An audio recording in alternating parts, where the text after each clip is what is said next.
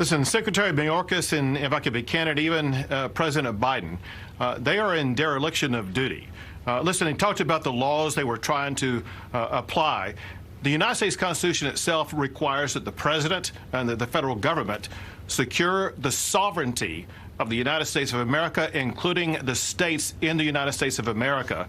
And the Biden administration has abandoned any pretense of securing the sovereignty of either Texas or the United States by having these open border policies that you so well articulated. They have created a magnet that led to these massive groups of Haitians as well as the other groups that are coming here for one reason, and that's because they have sent a message and a signal to the entire world that they are not going to secure the border. They're going to allow them across. You talked to Secretary Mayorkas, repeatedly asking him why they did not stop the Haitians from coming across the border in the first place. Chris, everyone knew, including the Biden administration, the Haitians had gathered on the Mexican side of the border before they crossed, and the Biden administration did nothing to stop those Haitians who had gathered en masse in Mexico from coming across the border. So, Governor, let me ask you about what you're trying to do. You have set up what you call Operation Lone Star in Texas, and let's take a look at some of the measures.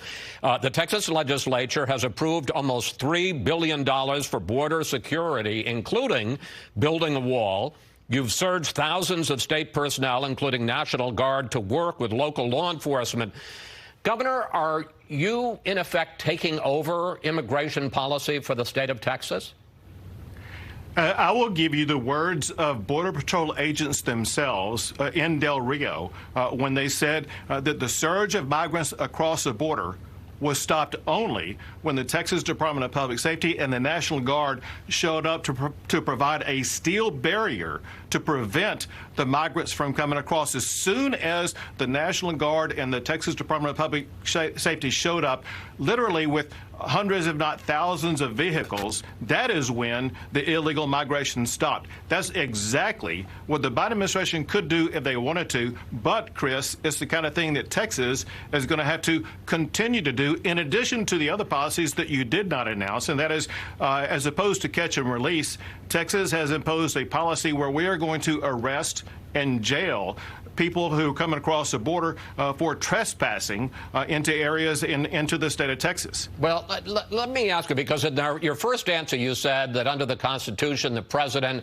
has a responsibility to protect the sovereignty of this country. And I know you're a strict constitutionalist, but the Constitution is pretty clear, and so has the Supreme Court in repeated rulings, that it is the federal government.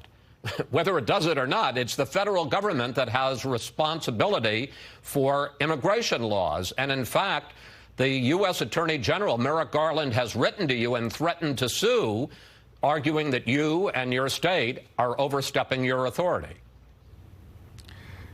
Because the Biden administration is refusing to do its duty to enforce the laws of the United States, they have left Texas in no position other than for us to step up and do what we have to do. You know, you mentioned the people in Del Rio and the way that Del Rio was overrun by a population about the same size of Del Rio that had been coming across the border illegally. As governor, I'm not going to let that happen. I'm going to step up and do whatever I have to do to make sure that I protect the people of Del Rio, as well as all these other communities in the state of Texas that the Biden administration is ignoring. The people in South Texas, they are angry about the Biden administration for ignoring them, for abandoning them. The Biden administration cares far more about people who are not in this country than he does the people, American citizens who live in this country. And I'm going to step up and support the citizens of the United States of America.